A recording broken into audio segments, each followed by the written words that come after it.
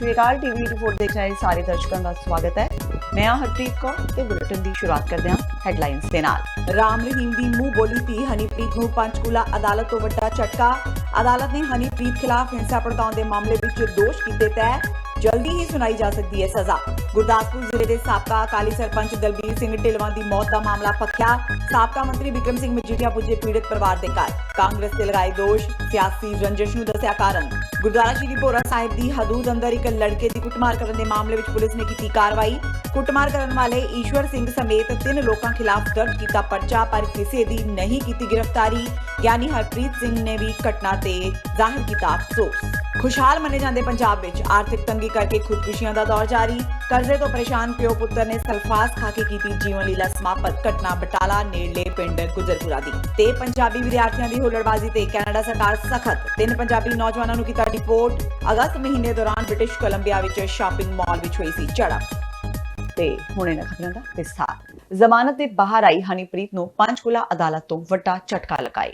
ਅਦਾਲਤ ਨੇ ਹਨੀਪ੍ਰੀਤ ਖਿਲਾਫ ਹਿੰਸਾ ਭੜਕਾਉਣ ਦੇ ਮਾਮਲੇ ਵਿੱਚ ਦੋਸ਼ ਤੈਅ ਕਰ ਦਿੱਤੇ ਨੇ।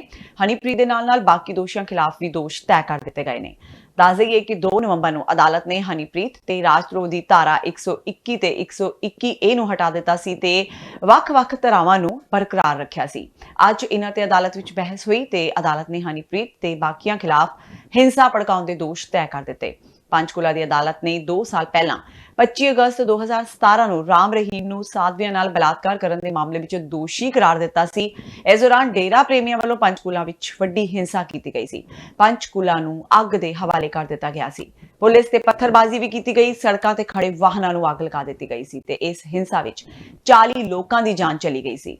ਪੁਲਿਸ ਨੇ ਦੰਗਾ ਭੜਕਾਉਣ ਦੇ ਮਾਮਲੇ ਵਿੱਚ ਹਨੀਪ੍ਰੀਤ ਖਿਲਾਫ ਕੇਸ ਦਰਜ ਕੀਤਾ ਤੇ ਉਸ ਦੀ ਭਾਲ ਸ਼ੁਰੂ ਕੀਤੀ। ਤਕਰੀਬਨ 38 ਦਿਨ ਹਨੀਪ੍ਰੀਤ ਪੁਲਿਸ ਦੀ ਗ੍ਰਿਫਤ ਤੋਂ ਬਾਹਰ ਰਹੀ। ਆਖਿਰਕਾਰ 3 ਅਕਤੂਬਰ 2017 ਨੂੰ ਹਰਿਆਣਾ ਪੁਲਿਸ ਨੇ ਹਨੀਪ੍ਰੀਤ ਨੂੰ ਗ੍ਰਿਫਤਾਰ ਕਰਨ ਦਾ ਦਾਅਵਾ ਕੀਤਾ। ਇਸ ਤੋਂ ਬਾਅਦ ਉਸ ਨੂੰ ਅੰਬਾਲਾ ਜੇਲ੍ਹ ਵਿੱਚ ਬੰਦ ਕੀਤਾ ਗਿਆ। ਗ੍ਰਿਫਤਾਰੀ ਦੌਰਾਨ ਹਨੀਪ੍ਰੀਤ ਤੇ ਰਾਜਧਰੋਹ ਦੀਆਂ ਧਾਰਾਵਾਂ ਨੂੰ ਵੀ ਜੋੜਿਆ ਗਿਆ ਸੀ, ਪਰ ਪੁਲਿਸ ਇਸ ਨੂੰ ਸਾਬਤ ਨਹੀਂ ਕਰ ਸਕੀ। ਇਸ ਤੋਂ ਬਾਅਦ 2 ਨਵੰਬਰ 2019 ਨੂੰ ਰਾਜਧਰੋਹ ਦੀਆਂ ਧਾਰਾਵਾਂ ਨੂੰ ਹਟਾ ਦਿੱਤਾ ਗਿਆ। ਇਹ ਧਾਰਾਵਾਂ ਹਟਣ ਤੋਂ ਬਾਅਦ ਹਨੀਪ੍ਰੀਤ ਨੇ ਅਦਾਲਤ ਵਿੱਚ ਜ਼ਮਾਨਤ ਲਈ ਅਰਜ਼ੀ ਲਗਾਈ ਤੇ 6 ਨਵੰਬਰ ਨੂੰ ਹਨੀਪ੍ਰੀਤ ਨੂੰ 1-1 ਲੱਖ ਰੁਪਏ ਦੇ 2 ਮੁਚਲਕਿਆਂ ਤੇ ਜ਼ਮਾਨਤ ਮਿਲ ਗਈ ਸੀ। आज FIR नंबर 345/17 जो मेन केस जो अपने दंगा के बारे में पुलिस ने दर्ज की हुई है, उस पे चार्ज पे लगा हुआ था केस, क्योंकि उससे पहले चार्ज पे आर्ग्यूमेंट हो चुका था, जिसमें मेन चार्ज पे धारा 121 और 121A को ड्रॉप कर दिया गया था जो सेशन ट्रायल थी। अब सेशन ट्रायल की धाराएं खत्म होने के बाद केस जो है मार्क हो गया था नीचे, रिमांड बैक हो गए ऑनरेबल CJM कोर्ट को। ऑनरेबल CJM कोर्ट में आज चार्ज फ्रेम होना था, जो कि माननीय अदालत ने आज सभी दोषियान के खिलाफ चार्ज फ्रेम कर दिए हैं, जो कि चार्ज 145, 146, धारा 150, 151, 152, 153 में चार्ज फ्रेम हो चुके हैं। तो सभी एक्यूज के चार्ज पे आज साइन हो गए हैं। 3 एक्यूज की एजम्पशन थी, वो नहीं आ पाए थे, उनके साइन नेक्स्ट डेट पे 13/12 की डेट लगाई है। उनके साइन होने के बाद फिर केस जो है ट्रायल चलेगा और एविडेंस पे केस चलेगा। सर, ये अवेलेबल है सारी धाराएं, और आज जो आरोपी बताए जा रहे हैं हनीप्रीत, वो पेश हुए थे? हाँ, आज सभी दोषी पेश हुए थे। 3 की एग्जाम्पशन थी सिर्फ, और जो मेन जो सेक्शंस हैं वो सभी बेलेबल ऑफेंसेस हैं, जिनमें मैक्सिमम प्रोविजन जो है अप टू 1 ईयर का है। सभी बेलेबल ऑफेंसेस होने के कारण CJM साहब की कोर्ट में ट्रायल चलेगा। जो चार्ज फ्रेम हुए हैं, आज नेक्स्ट हियरिंग को क्या होगा इनके ऊपर? अब नेक्स्ट हियरिंग 13/12/2019 लगाई है। जो 3 एक्यूज जिनकी एग्जाम्पशंस फाइल की गई है, वो एक्यूज पेश न होने के कारण उनके साइन चार्ज पे केस करवाए जाएंगे। तो ये सारे आरोपी दोबारा पेश होंगे? सभी आरोपी पेश होंगे हर पेशी पर। अगली जो पेशी होगी उस पर बहस शुरू होगी, जो चार्जेस फ्रेम किए गए हैं। चार्जेस फ्रेम हो चुके हैं, उसके बाद 13/12 के बाद केस एविडेंस के लिए चला जाएगा और ट्रायल स्टार्ट हो जाएगा, एविडेंस स्टार्ट हो जाएगा। ਬੀਤੇ ਦਿਨੀ ਗੁਰਦਾਸਪੁਰ ਜ਼ਿਲ੍ਹੇ ਦੇ ਸਾਬਕਾ ਅਕਾਲੀ ਸਰਪੰਚ ਦਲਬੀਰ ਸਿੰਘ ਢਿਲਵਾਂ ਦਾ ਬੇਰਹਿਮੀ ਨਾਲ ਕਤਲ ਕਰ ਦਿੱਤਾ ਗਿਆ ਸੀ। ਇਸ ਤੋਂ ਬਾਅਦ ਸ਼੍ਰੋਮਣੀ ਅਕਾਲੀ ਦਲ ਦੇ ਲੀਡਰ ਬਿਕਰਮ ਸਿੰਘ ਮਜੀਠੀਆ ਮ੍ਰਿਤਕ ਦੇ ਘਰ ਪਹੁੰਚੇ। ਉੱਥੇ ਉਹਨਾਂ ਪਰਿਵਾਰਕ ਮੈਂਬਰਾਂ ਨਾਲ ਮੁਲਾਕਾਤ ਕੀਤੀ ਤੇ ਕਿਹਾ ਕਿ ਇਹ ਕਤਲ ਜ਼ਮੀਨੀ ਵਿਵਾਦ ਕਰਕੇ ਨਹੀਂ, ਸਗੋਂ ਸਿਆਸੀ ਰੰਜਿਸ਼ ਕਰਕੇ ਹੋਇਆ ਹੈ। ਮਜੀਠੀਆ ਨੇ ਕਿਹਾ ਕਿ ਪੁਲਿਸ ਨੇ ਬਿਆਨ ਪਰਿਵਾਰ ਮੁਤਾਬਕ ਨਹੀਂ ਲਿਖੇ ਤੇ ਉਹਨਾਂ ਨੇ ਇਸ ਮਾਮਲੇ ਵਿੱਚ ਪੰਜਾਬ ਪੁਲਿਸ ਦੇ DGP ਨੂੰ ਦਖਲ ਦੇਣ ਦੀ ਮੰਗ ਕੀਤੀ ਹੈ। ਉਹਨਾਂ ਕਿਹਾ ਕਿ ਪੁਲਿਸ ਜਲਦੀ ਪੀੜਤ ਪਰਿਵਾਰ ਨੂੰ ਇਨਸਾਫ ਦਿਵਾਵੇ ਤੇ ਜੇਕਰ ਇਨਸਾਫ ਨਹੀਂ ਮਿਲਦਾ ਤਾਂ ਅਕਾਲੀ ਦਲ ਉਹਨਾਂ ਦੇ ਨਾਲ ਹੈ ਤੇ ਹਰ ਤਰ੍ਹਾਂ ਦੀ ਲੜਾਈ ਲਈ ਤਿਆਰ ਹੈ। ਮਜੀਠੀਆ ਨੇ ਇਸ ਦੇ ਨਾਲ ਹੀ ਕਿਹਾ ਕਿ ਪੀੜਤ ਪਰਿਵਾਰ ਨੂੰ ਇਨਸਾਫ ਦਿਵਾਉਣ ਲਈ ਜੇਕਰ ਉਹਨਾਂ ਨੂੰ ਅਦਾਲਤ ਦਾ ਰੁਖ ਕਰਨਾ ਪਿਆ ਤਾਂ ਵੀ ਉਹ ਪਿੱਛੇ ਨਹੀਂ ਹਟਣਗੇ। ਬੰਦਿਆਂ ਨੇ ਕਤਲ ਕੀਤਾ ਇਹਨਾਂ ਨਾਲ ਮੈਂ ਜੋ ਪਤਾ ਕੀਤਾ ਦਲਬੀਰ ਸਿੰਘ ਦਾ ਮਸਲਾ ਹੀ ਕੋਈ ਨਹੀਂ। ਮਸਲਾ ਸਿਰਫ ਇੰਨਾ ਹੈ ਕਿ ਉਹ ਕਾਂਗਰਸ ਪਾਰਟੀ ਨਾਲ ਸੰਬੰਧਿਤ ਨੇ ਤੇ ਦਲਬੀਰ ਸਿੰਘ ਸ਼੍ਰੋਮਣੀ ਅਕਾਲੀ ਦਲ ਦਾ ਸਿਰ ਕੱਢ ਆਗੂ ਹੈ। ਇਹ ਇੱਕ ਸਿਆਸੀ ਕਤਲ ਹੋਇਆ, ਸਿਆਸੀ ਸਰਪ੍ਰਸਤੀ ਹੇਠ ਹੋਇਆ, ਬੜੀ ਪਲੈਨਿੰਗ ਨਾਲ ਹੋਇਆ, ਪੋਲੀਟੀਕਲ ਮਰਡਰ। ਔਰ ਕਾਂਗਰਸ ਦੇ ਇਸ਼ਾਰੇ ਤੇ ਕਾਂਗਰਸ ਦੇ ਇੱਕ ਸੀਨੀਅਰ ਮਿਨਿਸਟਰ ਉਹਨਾਂ ਦੇ ਗਵਾਂਢ 'ਚ ਪਿੰਡ ਹੈ, ਉਹਨਾਂ ਦੇ ਸਪੋਰਟਰਾਂ ਵੱਲੋਂ ਸਿਰਫ ਤੇ ਸਿਰਫ ਇਸ ਲਈ ਕੀਤਾ ਗਿਆ ਕਿ ਸ਼੍ਰੋਮਣੀ ਅਕਾਲੀ ਦਲ ਦੇ ਵਰਕਰ ਸਾਹਿਬਾਨ ਜੇ ਕੋਈ ਅੜਦਾ, ਜੇ ਕੋਈ ਲੋਕਾਂ ਦੀ ਗੱਲ ਕਰਦਾ, ਜੇ ਕੋਈ ਹੱਕ ਸੱਚ ਦੀ ਲੜਾਈ ਲੜਦਾ ਤੇ ਉਹ ਮੇਰੇ ਸਾਹਮਣੇ ਕੋਈ ਰਹਿ ਨਾ ਜਾਵੇ। ਔਰ ਮੈਂ ਸਪਸ਼ਟ ਲਫ਼ਜ਼ਾਂ 'ਚ ਕਹਿ ਦਿਆਂ ਕਿ ਜਿਹੜੀ SHO ਲੈਵਲ ਜਾਂ DSP ਲੈਵਲ ਜਦ ਲਵਾਈ ਰਹੇ ਆ ਮੰਤਰੀ ਸਾਹਿਬ ਦੇ ਆਖੇ ਦੇ ਜਾਂ MLA ਦੇ ਆਖੇ ਲੱਗ ਰਹੇ, ਉਹਨਾਂ ਨੇ ਕੀ ਇਨਸਾਫ ਦੇ ਦੇਣਾ? ਜੇ ਚੀਫ ਪਾਰਲੀਮੈਂਟਰੀ ਸੈਕਟਰੀ ਅੱਜ ਮਿਨਿਸਟਰ ਬਣ ਗਏ, ਅੱਜ ਉਹਨਾਂ ਦੇ ਇਸ਼ਾਰੇ ਤੇ ਕਹਿ ਲਓ, ਉਹਨਾਂ ਦੀ ਸਰਪ੍ਰਸਤੀ ਤੇ ਕਹਿ ਲਓ, ਇਹ ਤਾਂ ਪੁਲਿਸ ਇਨਕੁਆਇਰੀ ਕਰੇ ਸੱਚਾਈ ਕੀ ਹੈ। ਮਗਰ ਇਹ ਸਪਸ਼ਟ ਹੈ ਕਿ ਜਿਸ ਦਲਬੀਰ ਸਿੰਘ ਢਿਲਵਾ ਨੂੰ ਉਸ ਵੇਲੇ 2 ਪਰਚਿਆਂ 'ਚ ਫਸਾਇਆ ਗਿਆ ਸੀਗਾ, ਮੁੜ ਕੇ ਉਹਦੇ 'ਚ ਬਾਜ਼ੀਅਤ ਬਰੀ ਹੋਏ, ਅੱਜ ਉਹਦਾ ਕਤਲ ਕਰਤਾ ਗਿਆ। ਔਰ ਉਹ ਬੰਦੇ ਸਾਰੀ ਕਾਂਗਰਸ ਦੇ ਸਪੋਰਟਰ। ਹਿਮਾਚਲ ਪ੍ਰਦੇਸ਼ ਦੇ ਸਾਬਕਾ ਮੁੱਖ ਮੰਤਰੀ ਵੀਰਭੱਦਰ ਸਿੰਘ ਦੇ ਰਿਸ਼ਤੇਦਾਰ ਆਕਾਂਸ਼ ਸੇਨ ਕਤਲ ਕੇਸ ਦੇ ਦੋਸ਼ੀ ਹਰਮਹਿਤਾਬ ਸਿੰਘ ਰਾੜੇਵਾਲ ਨੂੰ ਉਮਰ ਕੈਦ ਦੀ ਸਜ਼ਾ ਸੁਣਾਈ ਗਈ ਹੈ। ਪੰਜਾਬ ਤੇ ਹਰਿਆਣਾ ਹਾਈ ਕੋਰਟ ਨੇ ਉਸ ਨੂੰ 3 ਲੱਖ ਰੁਪਏ ਦਾ ਜੁਰਮਾਨਾ ਵੀ ਕੀਤਾ ਹੈ। ਯਾਦ ਰਹੇ ਕਿ ਵਧੀਕ ਸੈਸ਼ਨ ਜੱਜ ਰਾਜੀਵ ਗੋਇਲ ਦੀ ਅਦਾਲਤ ਨੇ ਸਜ਼ਾ ਸੁਣਾਉਣ ਲਈ 20 ਨਵੰਬਰ ਦਾ ਦਿਨ ਤੈਅ ਕੀਤਾ ਸੀ। ਹਾਲਾਂਕਿ ਅਦਾਲਤ ਨੇ 17 ਨਵੰਬਰ ਨੂੰ ਆਕਾਂਸ਼ ਕਤਲ ਮਾਮਲੇ ਵਿੱਚ ਹਰਮਹਿਤਾਬ ਸਿੰਘ ਰਾੜੇਵਾਲ ਨੂੰ ਦੋਸ਼ੀ ਕਰਾਰ ਦੇ ਦਿੱਤਾ ਸੀ। ਮਾਮਲਾ ਸੈਕਟਰ 3 ਦੀ ਪੁਲਿਸ ਵੱਲੋਂ ਫਰਵਰੀ 2017 ਵਿੱਚ ਹਰਮਹਿਤਾਬ ਸਿੰਘ ਤੇ ਬਲਰਾਜ ਸਿੰਘ ਰੰਧਾਵਾ ਖਿਲਾਫ ਦਰਜ ਕੀਤਾ ਗਿਆ ਸੀ। 9 ਫਰਵਰੀ 2017 ਦੀ ਰਾਤ ਨੂੰ ਸੈਕਟਰ 9 ਵਿੱਚ ਰਹਿਣ ਵਾਲੇ ਆਕਾਂਸ਼ ਸੇਨ ਦੇ ਦੋਸਤ ਦੀਪ ਸਿੱਧੂ ਵੱਲੋਂ ਘਰ ਵਿੱਚ ਪਾਰਟੀ ਰੱਖੀ ਗਈ ਸੀ। ਬਲਰਾਜ ਸਿੰਘ ਰੰਧਾਵਾ ਤੇ ਹਰਮਹਿਤਾਬ ਨੂੰ ਵੀ ਇੱਥੇ ਸੱਦਿਆ ਗਿਆ ਸੀ। ਪਾਰਟੀ ਦੌਰਾਨ ਨੌਜਵਾਨਾਂ ਵਿੱਚ ਝਗੜਾ ਹੋ ਗਿਆ। ਇਸ ਝਗੜੇ ਦੌਰਾਨ ਜ਼ਖਮੀ ਹੋਏ ਆਕਾਂਸ਼ ਸੇਨ ਦੀ ਇਲਾਜ ਦੌਰਾਨ ਮੌਤ ਹੋ ਗਈ ਸੀ। ਮਾਮਲੇ ਸੰਬੰਧੀ ਥਾਣਾ 3 ਦੀ ਪੁਲਿਸ ਨੇ ਫਰਵਰੀ 2017 ਵਿੱਚ ਹਰਮਹਿਤਾਬ ਤੇ ਬਲਰਾਜ ਰੰਧਾਵਾ ਖਿਲਾਫ ਕਤਲ ਕੇਸ ਦਰਜ ਕੀਤਾ ਸੀ। ਪੁਲਿਸ ਨੇ ਕਤਲ ਕੇਸ ਸੰਬੰਧੀ ਹਰਮਹਿਤਾਬ ਨੂੰ ਗ੍ਰਿਫਤਾਰ ਕਰਕੇ ਅਦਾਲਤ ਵਿੱਚ ਪੇਸ਼ ਕਰ ਦਿੱਤਾ ਸੀ, ਜਦਕਿ ਬਲਰਾਜ ਰੰਧਾਵਾ 2.5 ਸਾਲ ਬਾਅਦ ਵੀ ਪੁਲਿਸ ਦੀ ਗਿਰਫਤ ਤੋਂ ਬਾਹਰ ਹੈ। ਕੋਰਟ ਨੇ ਉਹਨੂੰ 302 ਦੇ ਵਿੱਚ ਗਿਲਟੀ ਹੋਲਡ ਕੀਤਾ ਹੋਇਆ ਪਹਿਲਾਂ ਹੀ। ਅੱਜ ਉਹਨਾਂ ਨੇ 302 ਦੇ ਅੰਡਰ ਉਹਨੂੰ ਗਿਲਟੀ ਹੋਲਡ ਕਰਕੇ ਤੇ life imprisonment till natural life ਉਹਨੂੰ ਕੀਤੀ ਹੈ, ਪਲੱਸ 3 ਲੱਖ ਫਾਈਨਸ। ਤੇ ਹੱਲੇ ਕਾਪੀ ਆਣੀ ਹੈ ਫੈਸਲੇ ਦੀ ਡਿਟੇਲ? ਹਾਂਜੀ, ਕਾਪੀ ਅੱਜ ਹੀ ਆ ਜਾਏਗੀ। ਤਾਂ copy will be given today only. ਤੁਸੀਂ ਇਹੀ ਚੀਜ਼ ਮੰਗੀ ਸੀ? ਜਦੋਂ ਆਰਗੂਮੈਂਟਸ ਹੋਏ ਸੀਗੇ ਉਸ ਹਾਂਜੀ। ਦੌਰਾਨ ਕਿਆ ਚੀਜ਼ਾਂ ਸਰ ਐਵੀਡੈਂਸ ਰੱਖੇ ਗਏ ਸੀ, ਕਿਆ ਚੀਜ਼ਾਂ ਨਿਕਲ ਕੇ ਆਈਆਂ ਸੀਗੀਆਂ? ਕਿਉਂਕਿ ਸਰ ਕਾਫੀ ਲੰਬੀ ਜਿਵੇਂ ਤੁਸੀਂ 2 ਮਹੀਨੇ ਸਰ ਪੂਰੀ ਬਹਿਸ ਚੱਲੀ ਹੈ ਤੁਹਾਡੀ ਇਹ ਡਿਮਾਂਡ ਸੀ ਕਿ ਮੈਕਸਿਮਮ ਜੋ ਵੀ ਮੈਕਸਿਮਮ ਪਨਿਸ਼ਮੈਂਟ ਹੋ ਸਕਦੀ। ਇਹਦੇ ਵਿੱਚ ਜਿਹੜੀ ਤੁਸੀਂ ਪੁੱਛੀ ਨਾ ਗੱਲ ਵੀ ਕਿਆ ਆਰਗੂਮੈਂਟ ਚੱਲੇ, ਮੈਂ ਕਹਾਂਗਾ ਜਿਵੇਂ ਹੁਣ ਇੱਕ one of the accused is absent, proclaimed defender ਹੈ। ਇਹ ਵੀ ਅਗਰ ਚੰਡੀਗੜ੍ਹ ਪੁਲਿਸ ਦੇ ਕ੍ਰਾਈਮ ਬ੍ਰਾਂਚ ਦੀ ਟੀਮ ਇੰਸਪੈਕਟਰ ਅਮਨਜੋਤ ਨੇ ਇਹਨੂੰ ਨਾ ਪਕੜਦੀ ਹਰਿਦੁਆਰ ਨੂੰ, ਤੇ ਸ਼ਾਇਦ ਇਹ ਵੀ ਟ੍ਰਾਇਲ ਨਾ ਭੁਗਤ ਸਕਦਾ। ਟਾਈਮਲੀ ਇਹਨੂੰ ਪਕੜ ਲਿਆ। ਐਵੀਡੈਂਸ ਇਹਦੇ ਵਿੱਚ ਮੈਂ ਕਹਾਂਗਾ ਕਿ ਜਿਹੜਾ ਕ੍ਰੂਸ਼ਲ ਕਈ ਐਵੀਡੈਂਸ ਸੀ, 3 eye witness was there many thing, but ਇੱਕ ਪੁਲਿਸ ਹੈਗਾ ਸੀ ਕਨਸਟੇਬਲ ਭੁਪਿੰਦਰ ਸਿੰਘ, ਜਿਹੜਾ ਮਜਾਰ ਥਾਣੇ ਦਾ ਸੀ ਮੋਹਾਲੀ ਦਾ। ਕੁਛ 2-3 ਮਹੀਨੇ ਪਹਿਲਾਂ ਹਰਮਹਿਤਾਬ ਦੀ ਤੇ ਸ਼ੇਰੇ ਦੀ ਲੜਾਈ ਹੋਈ ਤੇ ਸ਼ੇਰੇ ਨੂੰ ਉਹਨੇ ਪਿਲਰਸ ਦੇ ਨਾਲ ਬੰਨ੍ਹਤਾ ਸੀ। ਉਸਨੇ ਸਮਝਦਾਰੀ ਆਪਣੀ ਕਰਦੇ ਹੋਏ ਕਿ DDR ਰਿਕਾਰਡ ਕਰ ਲਈ ਸੀ, ਉਹ ਵੀ ਐਵੀਡੈਂਸ ਸੀ। ਪਲੱਸ ਰਾਜਨ ਦੀ ਕਾਰ ਜਿਸ ਤੇ ਬਲੱਡ ਵਗੈਰਾ ਹੋਇਆ ਸੀ, ਸਾਰਾ ਕੁਝ ਆਇਆ ਐਵੀਡੈਂਸ, ਕ੍ਰੂਸ਼ਲ ਐਵੀਡੈਂਸ, ਐਵੀਡੈਂਸ ਦੇ ਡਿਟੇਲ ਵਿੱਚ ਦੱਸਿਆ, ਸਾਰੀ ਚੀਜ਼ਾਂ ਹੈਗੀਆਂ ਸੀ। ਪਲੱਸ ਚਿਹਰੇ ਦੀ ਵੀ ਐਵੀਡੈਂਸ ਜਿਸ 'ਚ ਉਹਨਾਂ ਨੇ ਕਿਹਾ ਕਿ ਹਾਂ ਮੈਨੂੰ ਇਹਨੇ ਨਾਲ ਲੜਾਈ ਸੀ, ਪਹਿਲਾਂ ਹੋਇਆ ਸੀ। ਸਾਰੀ ਚੀਜ਼ਾਂ ਕਲੈਕਟਿਵਲੀ 1 ਪੁਆਇੰਟ ਨਹੀਂ ਹੁੰਦਾ, ਕਿਸੇ ਵੀ ਕੇਸ ਦੇ ਵਿੱਚ ਕਲੈਕਟਿਵਲੀ ਐਵੀਡੈਂਸ ਹੁੰਦਾ।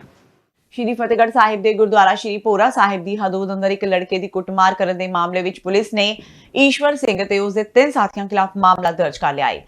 ਦਰਅਸਲ ਸੋਸ਼ਲ ਮੀਡੀਆ ਤੇ ਵੀਡੀਓ ਵਾਇਰਲ ਹੋਈ ਸੀ, ਜਿਸ ਵਿੱਚ ਗੁਰਦੁਆਰਾ ਸਾਹਿਬ ਵਿੱਚ ਪਾਠ ਸੁਣ ਰਹੇ ਮੁੰਡੇ ਕੁੜੀ ਨੂੰ ਇੱਕ ਸਿੱਖ ਨੌਜਵਾਨ ਬਾਹਰ ਲੈ ਕੇ ਗਿਆ ਤੇ ਉਸਨੇ ਲੜਕੇ ਦੀ ਕੁੱਟਮਾਰ ਕੀਤੀ। ਮਾਮਲੇ ਦੀ ਜਾਂਚ ਕਰ ਰਹੇ ਅਧਿਕਾਰੀਆਂ ਮੁਤਾਬਕ ਮਾਰਕੁੱਟ ਦੇ ਸ਼ਿਕਾਰ ਜਸਪ੍ਰੀਤ ਸਿੰਘ ਦੀ ਸ਼ਿਕਾਇਤ ਉੱਤੇ ਉਕਤ ਨੌਜਵਾਨਾਂ ਦੇ ਖਿਲਾਫ ਮਾਮਲਾ ਦਰਜ ਕਰ ਅੱਗੇ ਦੀ ਕਾਰਵਾਈ ਸ਼ੁਰੂ ਕਰ ਦਿੱਤੀ ਗਈ ਹੈ। ਜਸਪ੍ਰੀਤ ਸਿੰਘ ਨੇ ਸਾਡੇ ਕੋਲ ਬਿਆਨ ਦਰਜ ਕਰਾਇਆ ਜੀ। ਉਹ ਆਪਣੀ ਮੰਗੇਤਰ ਦੇ ਨਾਲ ਗੁਰਦੁਆਰਾ ਫਤਿਹਗੜ੍ਹ ਸਾਹਿਬ ਵਿਖੇ ਮੱਥਾ ਟੇਕਣ ਆਇਆ ਸੀਗਾ। ਉੱਥੇ ਕੁਝ ਨਾਮ ਨੂੰ ਵਿਅਕਤੀਆਂ ਨੇ ਉਹਦੇ ਨਾਲ ਵੀਡੀਓ ਬਣਾਈ ਉਹਦੀ ਤੇ ਉਹਦੀ ਮਾਰਕੁੱਟ ਕੀਤੀ ਤੇ ਇਸ ਸੰਬੰਧੀ ਅਸੀਂ ਮਾਮਲਾ ਦਰਜ ਕਰ ਲਿਆ ਤੇ ਦੋਸ਼ੀ ਅਜੇ ਗ੍ਰਿਫਤਾਰ ਨਹੀਂ ਹੋਏ। ਅੱਗੇ ਤਫਤੀਸ਼ ਜਾਰੀ ਹੈ ਜੀ। ਦੋਸ਼ੀਆਂ ਨੂੰ ਜਲਦੀ ਤੋਂ ਜਲਦੀ ਗ੍ਰਿਫਤਾਰ ਕਰ ਲਿਆ ਜਾਏ। ਸਰ ਕੀ ਨਾਮ ਹੈ ਦੋਸ਼ੀਆਂ ਦੇ, ਕਿੰਨਿਆਂ ਦੇ ਖਿਲਾਫ ਮਾਮਲਾ ਦਰਜ ਹੈ? ਫਿਲਹਾਲ ਉਹਨਾਂ ਨੇ ਇੱਕ ਈਸ਼ਵਰ ਸਿੰਘ ਲਿਖਾਇਆ, ਉਹਦਾ ਪੂਰਾ ਜਿਹਾ ਐਡਰੈਸ ਨਹੀਂ ਪਤਾ ਲੱਗਿਆ। ਤੇ ਹੋਰ ਵੀ ਨਾਮਲੂਮ ਵਿਅਕਤੀ ਵੀ ਨੇ? ਬਾਕੀ ਹੋਰ ਨਾਲ 3 ਨਾਮਲੂਮ ਵਿਅਕਤੀ ਉਹਦੇ ਨਾਲ ਹੋਰ ਨੇ। ਠੀਕ। ਫਿਲਹਾਲ ਇਸ ਵਿੱਚ ਹੁਣ ਤੱਕ ਕੋਈ ਗ੍ਰਿਫਤਾਰੀ ਨਹੀਂ ਹੋਈ। ਉਧਰ ਸ਼੍ਰੀ ਫਤਿਹਗੜ੍ਹ ਸਾਹਿਬ ਪੁੱਜੇ ਜਥੇਦਾਰ ਗਿਆਨੀ ਹਰਪ੍ਰੀਤ ਸਿੰਘ ਨੇ ਵੀ ਘਟਨਾ ਤੇ ਅਫਸੋਸ ਜ਼ਾਹਿਰ ਕੀਤਾ ਹੈ। ਉਹਨਾਂ ਕਿਹਾ ਕਿ ਕਿਸੇ ਨੂੰ ਵੀ ਕਾਨੂੰਨ ਹੱਥ ਵਿੱਚ ਨਹੀਂ ਲੈਣਾ ਚਾਹੀਦਾ। ਉਹਨਾਂ ਕਿਹਾ ਕਿ ਕੁਝ ਸ਼ਰਾਰਤੀ ਅੰਸਰ ਅਜਿਹੀਆਂ ਘਟਨਾਵਾਂ ਨੂੰ ਅੰਜਾਮ ਦੇ ਕੇ ਸਿੱਖ ਸੰਸਥਾਵਾਂ ਨੂੰ ਬਦਨਾਮ ਕਰ ਰਹੇ ਨੇ। ਇਹ ਬੜੀ ਗੱਲ ਹੈ ਕਿ ਕੁਝ ਲੋਕ ਆਪ ਹੀ ਜਿਹੜਾ ਹੈ ਕਾਨੂੰਨ ਨੂੰ ਆਪਣੇ ਹੱਥਾਂ 'ਚ ਲੈਣ ਦਾ ਯਤਨ ਕਰ ਰਹੇ ਹੈ। ਇਹ ਮੰਦਭਾਗੀਆਂ ਘਟਨਾਵਾਂ ਹੈ ਤੇ ਕਿਤੇ ਨਾ ਕਿਤੇ ਇਹਦੇ ਨਾਲ ਸਾਡੀਆਂ ਸੰਸਥਾਵਾਂ ਜਿਹੜੀਆਂ ਉਹ ਬਦਨਾਮ ਹੁੰਦੀਆਂ ਤੇ ਕੁਝ ਲੋਕ ਜਿਹੜੀਆਂ ਸਾਡੀਆਂ ਸੰਸਥਾਵਾਂ ਨੂੰ ਬਦਨਾਮ ਕਰਨ ਤੇ ਲੱਗੇ ਹੋਏ ਆ। ਔਰ ਮੈਂ ਧੰਨਵਾਦ ਕਰਦਾ ਫਤਿਹਗੜ੍ਹ ਸਾਹਿਬ ਮੈਨੇਜਮੈਂਟ ਦਾ ਔਰ ਸਰਦਾਰ ਕਰਨੈਲ ਸਿੰਘ ਜੀ ਪੰਜੋਲੀ ਦਾ ਕਿ ਇਹਨਾਂ ਨੇ ਜਿਹੜਾ ਹੈ ਉਹ ਆਪ ਨਿੱਜੀ ਦਿਲਚਸਪੀ ਲੈ ਕੇ ਇਹ ਮਾਮਲੇ ਨੂੰ ਹੱਲ ਕਰਵਾਇਆ। ਤੇ ਕਿਸੇ ਨੂੰ ਵੀ ਜਿਹੜਾ ਹੈ ਆਪਣੇ ਆਪ ਹੀ ਕਾਨੂੰਨ ਨੂੰ ਹੱਥ 'ਚ ਲੈਣ ਦੀ ਜਿਹੜੀ ਹੈ ਉਹ ਇਜਾਜ਼ਤ ਨਹੀਂ ਹੋਣੀ ਚਾਹੀਦੀ ਹੈ। ਜੇ ਕਿਤੇ ਉਹਨਾਂ ਨੂੰ ਲੱਗਿਆ ਸੀ ਤੇ ਉਹਨਾਂ ਨੂੰ ਪ੍ਰਬੰਧਕਾਂ ਦੇ ਧਿਆਨ ਦੇ ਵਿੱਚ ਜਿਹੜਾ ਇਹ ਲਿਆਉਣਾ ਚਾਹੀਦਾ ਸੀ, ਨਾ ਕਿ ਆਪ ਹੀ ਜਿਹੜਾ ਕੋਈ ਧੱਕਾ ਮੁੱਕੀ ਉਸ ਬੱਚੇ ਨਾਲ ਕਰਨੀ ਚਾਹੀਦੀ ਸੀ। ਕੈਨੇਡਾ ਤੋਂ 3 ਪੰਜਾਬੀ ਨੌਜਵਾਨਾਂ ਨੂੰ ਡਿਪੋਰਟ ਕਰ ਦਿੱਤਾ ਗਿਆ ਹੈ। ਦੱਸਿਆ ਜਾ ਰਿਹਾ ਹੈ ਕਿ ਇਹ ਨੌਜਵਾਨ ਕੈਨੇਡਾ ਦੇ ਸਰੀ ਵਿੱਚ ਅਗਸਤ ਮਹੀਨੇ ਵਿੱਚ ਹੋਈ ਝੜਪ ਮਾਮਲੇ ਵਿੱਚ ਡਿਪੋਰਟ ਕੀਤੇ ਗਏ ਨੇ। ਇਸ ਤੋਂ ਇਲਾਵਾ 3 ਹੋਰ ਨੌਜਵਾਨਾਂ ਉੱਤੇ ਡਿਪੋਰਟ ਹੋਣ ਦੀ ਤਲਵਾਰ ਲਟਕ ਰਹੀ ਹੈ। ਜਾਣਕਾਰੀ ਮੁਤਾਬਕ ਅਗਸਤ ਮਹੀਨੇ ਬ੍ਰਿਟਿਸ਼ ਕੋਲੰਬੀਆ ਵਿੱਚ ਸ਼ਾਪਿੰਗ ਮਾਲ ਵਿੱਚ ਇੱਕ ਝੜਪ ਹੋਈ ਸੀ। ਮਾਮਲੇ ਵਿੱਚ ਦੋਸ਼ੀ 3 ਨੌਜਵਾਨਾਂ ਨੂੰ ਕੈਨੇਡਾ ਤੋਂ ਬਾਹਰ ਦਾ ਰਸਤਾ ਦਿਖਾ ਦਿੱਤਾ ਗਿਆ ਹੈ। ਇਸ ਤੋਂ ਇਲਾਵਾ ਕੈਨੇਡਾ ਪੁਲਿਸ 3 ਹੋਰ ਨੌਜਵਾਨਾਂ ਬਾਰੇ ਜਾਂਚ ਕਰ ਰਹੀ ਹੈ, ਜਿਨ੍ਹਾਂ ਨੂੰ ਦੋਸ਼ੀ ਪਾਏ ਜਾਣ ਤੇ ਉਹਨਾਂ ਨੂੰ ਵੀ ਵਾਪਸ ਭੇਜਿਆ ਜਾ ਸਕਦਾ ਹੈ। ਦੱਸ ਦੇਈਏ ਕਿ ਕੈਨੇਡਾ ਵਿੱਚ ਪੜ੍ਹਨ ਗਏ ਪੰਜਾਬੀ ਨੌਜਵਾਨਾਂ ਵਿਚਾਲੇ ਝੜਪ ਦੇ ਮਾਮਲੇ ਅਕਸਰ ਦੇਖਣ ਨੂੰ ਆਉਂਦੇ ਨੇ। ਤੇ ਹੁਣ ਵੇਲਾ ਹੋ ਗਿਆ ਬ੍ਰੇਕ ਦਾ। ਬਾਕੀ ਦੀਆਂ ਖਬਰਾਂ ਇਸ ਬ੍ਰੇਕ ਤੋਂ ਬਾਅਦ।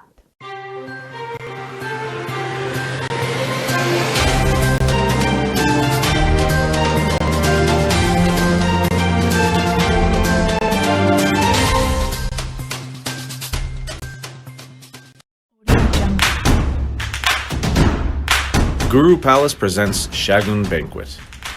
Exclusive features: wedding party hall with decent seating capacity, spacious parking, lavishly designed interiors with traditional touch, mini hall for corporate and small functions, best in-house catering. Shagun for all occasions. Call 732-398-9022.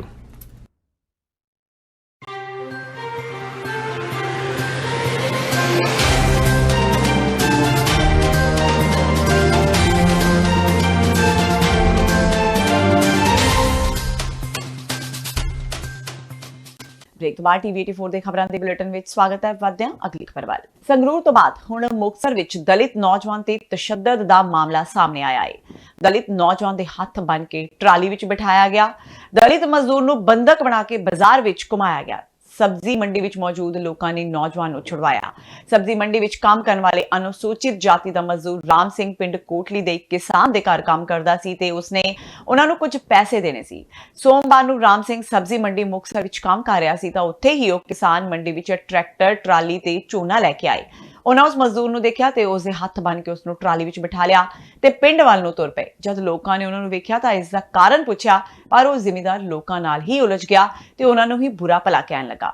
ਕਿਸਾਨ ਉੱਥੇ ਖੜੇ ਲੋਕਾਂ ਦੇ ਨਾਲ ਕਾਫੀ ਬਹਿਸਬਾਜ਼ੀ ਕਰ ਰਿਹਾ ਸੀ। ਇਸ viral ਹੋਈ ਵੀਡੀਓ ਵਿੱਚ ਮਜ਼ਦੂਰ ਦੇ ਹੱਥ ਬੰਨੇ ਹੋਏ ਨੇ ਤੇ ਕਿਸਾਨ ਕਹਿ ਰਿਹਾ ਹੈ ਕਿ ਉਹਨਾਂ ਨੇ ਇਸ ਤੋਂ ਪੈਸੇ ਲੈਣੇ ਨੇ। ਹਾਲਾਂਕਿ ਲੋਕਾਂ ਨੇ ਮਜ਼ਦੂਰ ਨੂੰ ਰਿਹਾ ਤਾਂ ਕਰਵਾ ਲਿਆ ਸੀ, ਪਰ ਇਹ ਮਾਮਲਾ ਅਜੇ ਤੱਕ ਠੰਡਾ ਨਹੀਂ ਹੋਇਆ।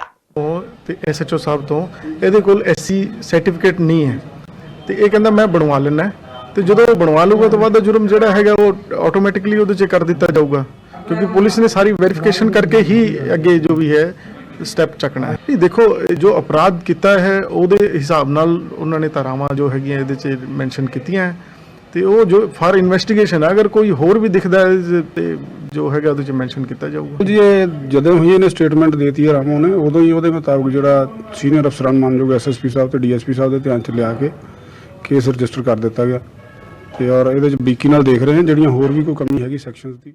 ਖੁਸ਼ਹਾਲ ਮੰਨੇ ਜਾਂਦੇ ਸੂਬੇ ਪੰਜਾਬ ਵਿੱਚ ਆਰਥਿਕ ਤੰਗੀ ਕਰਕੇ ਖੁਦਕੁਸ਼ੀਆਂ ਦਾ ਦੌਰ ਜਾਰੀ ਹੈ। ਲੰਘੇ ਦਿਨ ਬਟਾਲਾ ਨੇੜਲੇ ਪਿੰਡ ਗੁਜ਼ਰਪੁਰਾ ਵਿੱਚ ਇੱਕ ਪਿਓ ਪੁੱਤਰ ਨੇ ਸਲਫਾਸ ਖਾ ਕੇ ਖੁਦਕੁਸ਼ੀ ਕਰ ਲਈ। ਮੌਤ ਦਾ ਕਾਰਨ ਆਰਥਿਕ ਤੰਗੀ ਤੇ ਕਰਜ਼ਾ ਦੱਸਿਆ ਜਾ ਰਿਹਾ ਹੈ। ਗੁਜ਼ਰਪੁਰਾ ਦੇ ਸਾਬਕਾ ਸਰਪੰਚ ਕੁਲਵੰਤ ਸਿੰਘ ਨੇ ਦੱਸਿਆ ਕਿ ਅਮਨਦੀਪ ਸਿੰਘ ਆਪਣੀ ਮਾਂ ਤੇ ਪਿਤਾ ਤਰਲੋਕ ਸਿੰਘ ਨਾਲ ਰਹਿੰਦਾ ਸੀ। ਅਮਨਦੀਪ ਕਿਸ਼ਤਾਂ ਤੇ ਮੋਟਰਸਾਈਕਲ ਲੈ ਆਇਆ, ਪਰ ਉਹ ਕਿਸ਼ਤਾਂ ਮੋੜਨ ਵਿੱਚ ਅਸਫਲ ਰਿਹਾ। ਇਸ ਕਾਰਨ ਮੋਟਰਸਾਈਕਲ ਦੀਆਂ ਕਈ ਕਿਸ਼ਤਾਂ ਇਕੱਠੀਆਂ ਹੋ ਗਈਆਂ। ਫਾਈਨੈਂਸਰ ਨੇ ਉਸ ਤੇ ਦਬਾਅ ਬਣਾਉਣਾ ਸ਼ੁਰੂ ਕਰ ਦਿੱਤਾ। ਅਮਨਦੀਪ ਦੇ ਪਿਤਾ ਤਰਲੋਕ ਸਿੰਘ ਨੇ ਉਸ ਨੂੰ ਕਿਹਾ ਕਿ ਜੋ ਕਿਸ਼ਤਾਂ ਨਹੀਂ ਦੇ ਸਕਦਾ ਸੀ ਤਾਂ ਉਸ ਨੂੰ ਮੋਟਰਸਾਈਕਲ ਨਹੀਂ ਲਿਆਉਣਾ ਚਾਹੀਦਾ ਸੀ। ਇਸ ਤੋਂ ਬਾਅਦ ਦੋਵੇਂ ਪਿਓ ਪੁੱਤਰ ਮੋਟਰਸਾਈਕਲ ਫਾਈਨੈਂਸਰ ਨੂੰ ਦੇ ਆਏ। ਰਸਤੇ ਵਿੱਚ ਹੀ ਉਹਨਾਂ ਨੇ ਸਲਫਾਜ਼ ਦੀਆਂ ਗੋਲੀਆਂ ਖਰੀਦੀਆਂ ਤੇ ਘਰ ਆ ਕੇ ਦੋਵੇਂ ਪਿਓ ਪੁੱਤਰ ਨੇ ਗੋਲੀਆਂ ਖਾ ਲਈਆਂ। ਸਨ ਆਫ ਅਮਰ ਸਿੰਘ ਅਮਰਨਾਥ ਤੇ ਅਮਨਦੀਪ ਸਿੰਘ ਸਨ ਆਫ ਤਰਲੋਕ ਸਿੰਘ, ਜੋ ਕਿ ਮੈਨੂੰ ਇਤਲਾਹ ਮਿਲਣ ਤੇ ਪਤਾ ਲੱਗਿਆ ਵੀ ਉਹਨਾਂ ਨੇ ਘਰ ਦੇ ਵਿੱਚ ਕੋਈ ਜ਼ਹਿਰੀਲੀ ਚੀਜ਼ ਖਾ ਕੇ ਤੇ ਆਪਣੀ ਆਤਮ ਹੱਤਿਆ ਕਰ ਲਈ ਹੈ। ਤੇ ਅਸੀਂ ਜਦੋਂ ਸਾਨੂੰ ਪਤਾ ਲੱਗਿਆ ਪਿੱਛੇ ਆਏ ਆ, ਉਹਨਾਂ ਦਾ ਪੋਸਟਮਾਰਟਮ ਹੋ ਰਿਹਾ ਹੈ ਤੇ ਘਰ ਦੀ ਆਰਥਿਕ ਤੰਗੀ ਕਰਕੇ ਹੀ ਉਹਨਾਂ ਨੇ ਇਹ ਜਿਹੜਾ ਵੀ ਕੁਛ ਆਤਮ ਹੱਤਿਆ ਕੀਤੀ, ਜੋ ਵੀ ਕੁਛ। ਆਪਣੀਆਂ ਮੰਗਾਂ ਨੂੰ ਲੈ ਕੇ ਗੁਰਦਾਸਪੁਰ ਤੇ ਹੁਸ਼ਿਆਰਪੁਰ ਦੇ ਵੱਖ-ਵੱਖ ਪਿੰਡਾਂ ਦੇ ਕਿਸਾਨਾਂ ਨੇ ਅੱਜ ਮਾਝਾ ਕਿਸਾਨ ਸੰਘਰਸ਼ ਕਮੇਟੀ ਦੇ ਬੈਨਰ ਹੇਠ ਇਕੱਠੇ ਹੋ ਕੇ ਗੁਰਦਾਸਪੁਰ ਦੇ ਹਲਕਾ ਸ਼੍ਰੀ ਹਰਗੋਬਿੰਦਪੁਰ ਵਿੱਚ ਬਿਆਸ ਦਰਿਆ ਦੇ ਪੁਲ ਤੇ ਚੱਕਾ ਜਾਮ ਕਰ ਰੋਸ ਧਰਨਾ ਸ਼ੁਰੂ ਕਰ ਦਿੱਤਾ। ਕਿਸਾਨਾਂ ਦੀ ਕੀੜੀ ਸ਼ੂਗਰ ਮਿਲ ਵੱਲ 92 ਕਰੋੜ ਦੀ ਗੰਨੇ ਦੀ ਫਸਲ ਦੀ ਬਕਾਇਆ ਰਾਸ਼ੀ ਹੈ ਤੇ ਨਾ ਹੀ ਉਹਨਾਂ ਨੂੰ ਪੰਜਾਬ ਸਰਕਾਰ ਵੱਲੋਂ ਦਿੱਤੇ ਜਾਣ ਵਾਲੇ 25 ਰੁਪਏ ਫੀ ਕੁਇੰਟਲ ਦਾ ਮੁਆਵਜ਼ਾ ਅਜੇ ਤੱਕ ਮਿਲਿਆ ਹੈ। ਇਸ ਰੋਸ ਪ੍ਰਦਰਸ਼ਨ ਵਿੱਚ ਹਲਕਾ ਸ਼੍ਰੀ ਹਰਗੋਬਿੰਦਪੁਰ ਤੋਂ ਕਾਂਗਰਸ ਵਿਧਾਇਕ ਬਲਵਿੰਦਰ ਲਾਡੀ ਵੀ ਕਿਸਾਨਾਂ ਨੂੰ ਮਿਲਣ ਪੁੱਜੇ, ਪਰ ਗੁੱਸਾਏ ਕਿਸਾਨਾਂ ਨੇ ਐਮਐਲਏ ਦੀ ਇੱਕ ਨਹੀਂ ਮੰਨੀ ਤੇ ਉਹਨਾਂ ਨੂੰ ਉੱਥੋਂ ਚਲੇ ਜਾਣ ਨੂੰ ਕਿਹਾ। ਕਿਸਾਨਾਂ ਦਾ ਕਹਿਣਾ ਸੀ ਕਿ ਜਦੋਂ ਤੱਕ ਉਹਨਾਂ ਦੀਆਂ ਮੰਗਾਂ ਨਹੀਂ ਮੰਨੀਆਂ ਜਾਂਦੀਆਂ ਉਦੋਂ ਤੱਕ ਇਹ ਰੋਸ ਧਰਨਾ ਅਨਿਸ਼ਚਿਤ ਸਮੇਂ ਲਈ ਦਿਨ ਰਾਤ ਚੱਲਦਾ ਰਹੇਗਾ। ਰੋਸ ਪ੍ਰਦਰਸ਼ਨ ਜੀ ਅਸੀਂ 3 ਵਾਰੀ ਡੀਸੀ ਸਾਹਿਬ ਨੂੰ ਮੰਗ ਪੱਤਰ ਦਿੱਤਾ ਹੈ। ਸਾਡਾ ਮਨ ਹੈ ਵੀ ਧਰਨਾ ਨਾ ਲਾਈਏ, ਸਾਡਾ ਡੀਸੀ ਸਾਹਿਬ ਮਸਲਾ ਹੱਲ ਕਰਾ ਦੇਣ, ਪਰ ਕੋਈ ਮਸਲਾ ਹੱਲ ਨਹੀਂ ਹੋਇਆ। 25 ਰੁਪਏ ਸਰਕਾਰ ਨੇ ਜਿਹੜੇ ਮੰਨੇ ਸੀ ਉਹ 11 ਕਰੋੜ ਰੁਪਈਆ ਉਹ ਆ, 92 ਕਰੋੜ ਰੁਪਈਆ ਮਿਲ ਵੱਲ ਵਾ, ਤੇ ਜਿਹੜਾ ਮੇਨ ਸਾਡਾ ਮੁੱਦਾ ਵਾ ਉਹ ਵਾ ਜਿਹੜਾ ਗੰਨੇ ਦਾ ਰੇਟ। ਗੰਨੇ ਦਾ ਰੇਟ ਜਿਹੜਾ ਵਾ ਉਹ ਹਰਿਆਣੇ 'ਚ 345 ਆ ਤੇ ਯੂਪੀ 'ਚ 350 ਆ, ਤੇ ਸਾਡੇ ਅਜੇ 500 ਸਾਲਾਂ 'ਚ ਇੱਕੋ ਹੀ ਰੇਟ ਆ। ਇੱਥੇ ਲੇਬਰ ਹਰ ਸਾਲ ਵੱਧਦੀ ਆ, ਡੀਜ਼ਲ ਹਰ ਸਾਲ ਵੱਧਦਾ ਵਾ, ਨਿਆਣਿਆਂ ਦੀ ਫੀਸ ਹਰ ਸਾਲ ਵੱਧਦੀ ਆ, ਖਰਚੇ ਹਰ ਸਾਲ ਵੱਧਦੇ ਆ, ਤੇ ਸਾਡਾ ਗੰਨੇ ਦਾ ਰੇਟ 5-4 ਸਾਲਾਂ ਤੋਂ ਉਹ 310 ਹੀ ਆ। ਅਸੀਂ ਕਹਿੰਦੇ ਇਹ ਵੀ ਸਾਨੂੰ 400 ਦੇ ਦਿਓ, 500 ਦੇ ਦਿਓ, ਅਸੀਂ ਕਹਿੰਦੇ ਜੋ ਹਰਿਆਣੇ 'ਚ 345 ਰੁਪਏ ਉਹ ਸਾਡਾ ਵੀ ਕੀਤਾ ਜਾਵੇ। ਸ਼ਿਵਸੈਨਾ ਪੰਜਾਬ ਦੇ ਚੇਅਰਮੈਨ ਰਾਜੀਵ ਟੰਡਨ ਨੇ ਅੱਜ ਫਿਰ ਨਫ਼ਰਤ ਫੈਲਾਉਣ ਵਾਲਾ ਇੱਕ ਬਿਆਨ ਦੇ ਦਿੱਤਾ। ਉਹਨਾਂ ਇੱਕ ਪ੍ਰੈਸ ਕਾਨਫਰੰਸ ਕਰਦਿਆਂ ਕੇਂਦਰ ਦੀ ਭਾਜਪਾ ਸਰਕਾਰ ਤੇ ਨਿਸ਼ਾਨੇ ਸਾਧੇ ਤੇ ਕਿਹਾ ਕਿ ਹਿੰਦੂ ਸਮਾਜ ਦੀਆਂ ਮੰਗਾਂ ਵੱਲ ਸਰਕਾਰ ਨੇ ਕੋਈ ਵੀ ਗੌਰ ਨਹੀਂ ਕੀਤਾ। ਉਹਨਾਂ ਰਾਜੋਆਣਾ ਦੀ ਫਾਂਸੀ ਦੀ ਸਜ਼ਾ ਉਮਰ ਕੈਦ ਵਿੱਚ ਤਬਦੀਲ ਕਰਨ ਦਾ ਵਿਰੋਧ ਕੀਤਾ। ਉਹਨਾਂ ਕਿਹਾ ਕਿ ਕਰਤਾਰਪੁਰ ਸਾਹਿਬ ਕੋਰੀਡੋਰ ਖੋਲ੍ਹਦੇ ਸਮੇਂ ਪਾਕਿਸਤਾਨ ਵਾਲੇ ਪਾਸਿਓਂ ਜੋ ਪਿੰਡਰਾਂ ਵਾਲਿਆਂ ਦੀ ਤੇ ਸੁਬੇਗ ਸਿੰਘ ਦੀ ਤਸਵੀਰ ਲਗਾਈ ਗਈ ਉਹ ਵੀ ਨਿੰਦਣਯੋਗ ਹੈ। ਪਹਿਲੀ ਗੱਲ ਤਾਂ ਇੱਕ ਸਿੱਧੀ ਸਪਸ਼ਟ ਹੈ, ਪੰਜਾਬ ਦਾ ਜਿਹੜਾ ਹਿੱਸਾ ਹੈ ਭਾਰਤ ਦਾ ਇੱਕ ਅਭਿੰਨ ਹਿੱਸਾ, ਬਾਰਡਰ ਏਰੀਆ, ਅੱਤਵਾਦ ਝੇਲਿਆ ਲੋਕਾਂ ਨੇ 1980 ਤੋਂ ਲੈ ਕੇ 1992 ਤੱਕ ਕਾਲਾ ਦੌਰ ਦੇਖਿਆ, ਜਦੋਂ ਲੋਕਾਂ ਨੂੰ ਘਰਾਂ ਚੋਂ ਕੱਢ ਕੇ ਮਾਰਿਆ ਜਾਂਦਾ ਸੀ। ਖਾਸ ਕਰਕੇ ਹਿੰਦੂ ਸਮਾਜ ਦੇ ਲੋਕਾਂ ਨੂੰ ਬੱਸਾਂ ਚੋਂ ਚਾਹੇ ਟ੍ਰੇਨਾਂ ਹੋਈਆਂ ਚੁਣ ਕੇ ਮਾਰਿਆ ਗਿਆ, ਮਟਕਿਆਂ ਚੋਂ ਪਰਚੀਆਂ ਤੱਕ ਕੱਢੀਆਂ ਗਈਆਂ ਹਿੰਦੂ ਸਮਾਜ ਦੇ ਲੋਕਾਂ ਨੂੰ ਮਾਰਨ ਦੇ ਲਈ। ਬੜੇ ਅਫਸੋਸ ਦੀ ਗੱਲ ਹੈ, ਜਿਹੜੇ ਲੋਕ ਮਾਸੂਮ ਲੋਕਾਂ ਦੇ ਕਾਤਲ ਨੇ, ਜਿਹੜੇ ਪੰਜਾਬ ਦੇ ਮੁੱਖ ਮੰਤਰੀ ਜਿਹੜੇ ਸਾਡੇ ਸਰਦਾਰ ਬੇਅੰਤ ਸਿੰਘ ਜਿਨ੍ਹਾਂ ਨੇ ਅੱਤਵਾਦ ਖਤਮ ਕਰਨ ਲਈ ਪੰਜਾਬ ਦੇ ਬੜਾ ਅਹਿਮ ਰੋਲ ਅਦਾ ਕੀਤਾ, ਉਸ ਦੇ ਕਾਤਲ ਦੀ ਫਾਂਸੀ ਦੀ ਸਜ਼ਾ ਮਾਫ ਕਰ ਦਿੱਤੀ ਜਾਵੇ, ਬੜੀ ਸ਼ਰਮ ਦੀ ਗੱਲ ਹੈ। ਦੂਜਾ ਦਵਿੰਦਰਪਾਲ ਸਿੰਘ ਭੁੱਲਰ ਜਿਹਨੇ ਬੰਬ ਧਮਾਕੇ ਕਰਾਏ ਪੰਜਾਬ ਦੇ ਵਿੱਚ, ਮਾਸੂਮਾਂ ਦੀ ਹੱਤਿਆ ਕੀਤੀਆਂ, ਉਹਨੂੰ ਰਿਹਾ ਕਰ ਦਿੱਤਾ ਜਾਂਦਾ, ਬੜੇ ਸ਼ਰਮ ਦੀ ਗੱਲ ਹੈ। ਪਹਿਲਾਂ ਉਹਦੀ ਫਾਂਸੀ ਦੀ ਸਜ਼ਾ ਮਾਫ, ਫਿਰ ਉਹਨੂੰ ਰਿਹਾ ਕੀਤਾ ਜਾ ਰਿਹਾ। ਉਸੇ ਤਰ੍ਹਾਂ ਹੀ ਇਹਨਾਂ ਦੀ ਇੱਕ ਸਕੀਮ ਹੈ ਵੀ ਅਸੀਂ ਇਹ ਲੋਕ ਬਲਵੰਤ ਸਿੰਘ ਰਾਜੋਆਣੇ ਨੂੰ ਵੀ ਅੱਜ ਉਹਦੀ ਫਾਂਸੀ ਸਜ਼ਾ ਮਾਫ ਕੀਤੀ ਹੈ, ਹੋਰ 6 ਮਹੀਨੇ ਸਾਲ ਤੱਕ ਉਹਨੂੰ ਵੀ ਬਾਹਰ ਲਿਆਉਣ ਦੀ ਪੂਰੀ ਸਾਜ਼ਿਸ਼ ਰਚ ਰਹੀ ਹੈ। ਕੇਂਦਰ ਸਰਕਾਰ ਅਕਾਲੀ ਦਲ ਦੇ ਇਸ਼ਾਰੇ ਦੇ ਉੱਤੇ ਕੰਮ ਕਰ ਰਹੀ ਹੈ, ਜਿਹੜੀ ਬੜੀ ਹੀ ਸ਼ਰਮ ਦੀ ਗੱਲ ਹੈ। ਸਰ ਪੰਜਾਬ ਦੇ ਹਿੰਦੂ ਸਮਾਜ ਦਾ ਧੋਖਾ। ਜਿਹੜੀ ਕੋਰੀਡੋਰ ਦੀ ਗੱਲ ਕਰ ਰਹੇ ਕਰਤਾਰਪੁਰ ਨਾਂਗੇ ਦੀ, ਸਾਡਾ ਵਿਰੋਧ ਵੀ ਜਾਇਜ਼ ਹੈ। ਪਾਕਿਸਤਾਨ ਨੇ ਕੋਰੀਡੋਰ ਖੋਲਿਆ, ਖੁੱਲਦੇ ਸਾਰ ਅਗਰ ਤੁਸੀਂ ਐਂਟਰੀ ਕਰਦੇ ਹੋ ਫੋਟੋ ਕਿਹਦੀ ਲਾਈ ਜਾਂਦੀ ਹੈ? ਅੱਤਵਾਦੀ ਪਿੰਡਰਾਂ ਵਾਲੇ ਦੀ, ਜਰਨੈਲ ਸਿੰਘ ਪਿੰਡਰਾਂ ਵਾਲੇ ਦੀ। ਦੂਜੀ ਫੋਟੋ ਕਿਹਦੀ ਲਾਈ? ਉਹਦੇ ਸਾਥੀ ਜਨਰਲ ਸੁਬੇਗ ਸਿੰਘ ਦੀ। ਸਰਕਾਰੀ ਸਕੂਲਾਂ ਵਿੱਚ ਬੱਚਿਆਂ ਨੂੰ ਚੰਗੀ ਸਿੱਖਿਆ ਤੇ ਚੰਗੇ ਸੰਸਕਾਰ ਦੇਣ ਦੇ ਵੱਡੇ ਦਾਅਵੇ ਉਸ ਸਮੇਂ ਫੋਕੇ ਸਾਬਿਤ ਹੋਏ ਜਦੋਂ ਅੱਜ ਫਿਰੋਜ਼ਪੁਰ ਨਹਿਰੀ ਵਿਭਾਗ ਦੀ ਕਨਾਲ ਕਲੋਨੀ ਵਿੱਚ ਬਣੇ ਸਰਕਾਰੀ ਪ੍ਰਾਇਮਰੀ ਸਕੂਲ ਵਿੱਚ ਆਪਸ ਵਿੱਚ ਮਹਿਲਾ ਅਧਿਆਪਕਾਂ ਦੀ ਝੜਪ ਹੋ ਗਈ ਤੇ ਮਾਹੌਲ ਪੂਰੀ ਤਰ੍ਹਾਂ ਤਣਾਅਪੂਰਨ ਹੋ ਗਿਆ। ਦੋਵੇਂ ਪੱਖ ਦੇ ਅਧਿਆਪਕ ਫਿਰੋਜ਼ਪੁਰ ਦੇ ਸਿਵਲ ਹਸਪਤਾਲ ਵਿੱਚ ਭਰਤੀ ਨੇ ਤੇ ਇੱਕ ਦੂਜੇ ਉੱਤੇ ਇਲਜ਼ਾਮ ਲਗਾ ਰਹੇ ਨੇ। ਇਲਾਜ ਲਈ ਦਾਖਲ ਮਹਿਲਾ ਟੀਚਰ ਨੇ ਦੱਸਿਆ ਕਿ ਅੱਜ ਸਵੇਰੇ ਸਕੂਲ ਦੀ ਪੀਟੀ ਦੌਰਾਨ ਸਕੂਲ ਟੀਚਰ ਨੇ ਬੇਵਜ੍ਹਾ ਉਹਨਾਂ ਨੂੰ ਘੂਰਨਾ ਸ਼ੁਰੂ ਕਰ ਦਿੱਤਾ ਤੇ ਜਦੋਂ ਉਹਨਾਂ ਇਸ ਦਾ ਕਾਰਨ ਪੁੱਛਿਆ ਤਾਂ ਉਹਨਾਂ ਨੂੰ ਮਾਰਨਾ ਸ਼ੁਰੂ ਕਰ ਦਿੱਤਾ। ਤੇ ਸੈਕਿੰਡ ਤੇ ਥਰਡ ਕਲਾਸ ਨੂੰ ਤਕਰੀਬਨ 4 ਜਾਂ 4.5 ਸਾਲ ਤੋਂ ਪੜ੍ਹਾ ਰਹੀ ਹਾਂ। ਤੇ ਅੱਜ ਪ੍ਰੇਅਰ ਦਾ ਟਾਈਮ ਸੀਗਾ ਵੀ ਮੈਂ ਬੱਚਿਆਂ ਕੋਲ ਖੜੀ ਸੀ ਤੇ ਦੋਨੇ ਹਸਬੈਂਡ ਮੇਰੇ ਕੋਲੋਂ ਪੂਰਾ ਮੈਨੂੰ ਅੱਖਾਂ ਦਿਖਾ ਕੇ ਤੇ ਪੂਰੇ ਐਟੀਟਿਊਡ 'ਚ ਨਿਕਲੇ। ਤੇ ਮੈਂ ਸਿਰਫ ਗੁਰਜੀਤ ਸਿੰਘ ਸੋਢੀ ਖੜੇ ਸੀ ਤੇ ਉਹਨਾਂ ਦੀ ਮਿਸਿਜ ਵੀ ਨਾਲ ਸੀ। ਮੈਂ ਉਹਨਾਂ ਨੂੰ ਇੰਨਾ ਪੁੱਛਿਆ ਵੀ ਤੁਸੀਂ ਮੈਨੂੰ ਅੱਖਾਂ ਕਿਉਂ ਕੱਢ ਰਹੇ ਹੋ, ਤੇ ਇੰਨੀ ਕਹਿਣ 'ਤੇ ਹੀ ਮੈਨੂੰ ਦੋਨੇ ਜਣੇ ਝਪਟ ਪਏ ਤੇ ਪਰਮਜੀਤ ਕੌਰ ਨੇ ਵੀ ਮੈਨੂੰ ਮਾਰਨ ਦੀ ਕੋਸ਼ਿਸ਼ ਕੀਤੀ। ਮੈਂ ਆਪਣੇ ਬਚਾ ਲਈ ਜਦੋਂ ਉਧਰ ਨੂੰ ਕਲਾਸ ਵੱਲ ਗਈ, ਗੁਰਜੀਤ ਸਿੰਘ ਸੋਢੀ ਨੇ ਮੇਰੇ ਵਾਲ ਪਿੱਛੋਂ ਪੂਰੀ ਤਰ੍ਹਾਂ ਖਿੱਚੇ ਤੇ ਮੈਨੂੰ ਥੱਲੇ ਫਰਸ਼ 'ਤੇ ਜ਼ੋਰ ਦੀ ਮਾਰਿਆ। ਤੇ ਉਸ ਤੋਂ ਬਾਅਦ ਪਰਮਜੀਤ ਕੌਰ ਮੇਰੇ ਉੱਪਰ ਛਾਤੀ 'ਤੇ ਬੈਠੀ ਸੀ, ਪਤਾ ਨਹੀਂ ਉਹਦਾ ਗੋਡਾ ਮੇਰੀ ਚੈਸਟ 'ਤੇ ਲੱਗਿਆ ਤੇ ਵੀ ਮੇਰੇ ਬਹੁਤ ਜ਼ਿਆਦਾ ਪੇਨ ਹੋਈ। ਤੇ 2 ਮਿੰਟ ਬਾਅਦ ਜਦੋਂ ਮੈਂ ਬਾਹਰ ਗਈ ਤੇ ਮੇਰੇ ਇੱਕੋ ਦਮ ਚੈਸਟ 'ਤੇ ਪੇਨ ਸ਼ੁਰੂ ਹੋਈ। ਕੁੱਟਮਾਰ 'ਚ ਇਹਨਾਂ ਨੇ ਮੇਰੇ ਕੰਨ ਵੀ ਖਿੱਚੇ, ਤੁਸੀਂ ਦੇਖ ਸਕਦੇ ਹੋ ਵੀ ਮੇਰੇ ਬਾਲੀਆਂ ਹੈ ਨਹੀਂ ਸੀ ਜੋ ਮੈਂ ਡੇਲੀ ਪਾਉਂਦੀ ਹਾਂ, ਉਹ ਵੀ ਮੇਰੀਆਂ ਬਾਲੀਆਂ ਵੀ ਨਹੀਂ ਮੈਨੂੰ ਮਿਲੀਆਂ ਹੈਗੀਆਂ। ਸਵੇਰੇ ਮੈਡਮ ਰਾਜਵੀਰ ਕੌਰ ਹੈ ਸਾਡੇ ਉੱਥੇ, ਉਹਨੇ ਮੇਰੇ ਨਾਲ ਸਵੇਰੇ ਮਾਰਨਿੰਗ ਅਸੈਂਬਲੀ ਦੀ ਡਿਊਟੀ ਨੂੰ ਲੈ ਕੇ ਬਹਿਸਬਾਜ਼ੀ ਸ਼ੁਰੂ ਕਰਤੀ। ਬਹਿਸਬਾਜ਼ੀ ਕਰਦੇ ਕਰਦੇ ਉਹਨੇ ਮੇਰੇ ਨਾਲ ਧੱਕਾ ਮੁੱਕੀ ਵੀ ਕੀਤੀ। ਮੈਂ ਸਰ ਬਹੁਤ ਉਹਨੂੰ ਕੱਲ੍ਹ ਅਵਾਇਡ ਕੀਤਾ। ਉਹਦੀ ਪੂਰੀ ਕੋਸ਼ਿਸ਼ ਸੀ ਕਿ ਅੱਜ ਮੈਂ ਮੈਡਮ ਦੇ ਗੱਲ ਪੈਣਾ। ਸਰ ਅੱਜ ਸਵੇਰੇ ਜਦੋਂ ਅਸੀਂ ਸਵੇਰੇ 9 ਵਜੇ ਸਕੂਲ ਪਹੁੰਚੇ ਤਾਂ ਮੈਡਮ ਨੇ ਸਾਨੂੰ ਦੇਖਦਿਆਂ ਹੀ ਬੋਲਣਾ ਸ਼ੁਰੂ ਕਰਤਾ, ਗਾਲੀ ਗਲੋਚ ਕੀਤਾ। ਮੈਨੂੰ ਪਿੱਛੋਂ ਆ ਕੇ ਪਕੜ ਲਿਆ, ਥੱਲੇ ਢਾ ਲਿਆ, ਬਹੁਤ ਕੁੱਟਮਾਰ ਕੀਤੀ। ਤੇ ਜਿਹੜੀ ਇਹਦੇ ਅਮਰਜੀਤ ਕੌਰ ਹੈ ਸਾਡੇ ਸਕੂਲ ਦੀ ਹੈਲਪਰ ਹੈ, ਉਸ ਨੂੰ ਆਵਾਜ਼ ਮਾਰੀ। ਉਹ ਬਾਹਰ ਵਿਹੜੇ ਵਿੱਚ ਝਾੜੂ ਲਗਾ ਰਹੀ ਸੀ, ਝਾੜੂ ਛੱਡ ਕੇ ਉਹ ਸੋਟੀ ਚੱਕ ਕੇ ਆਈ।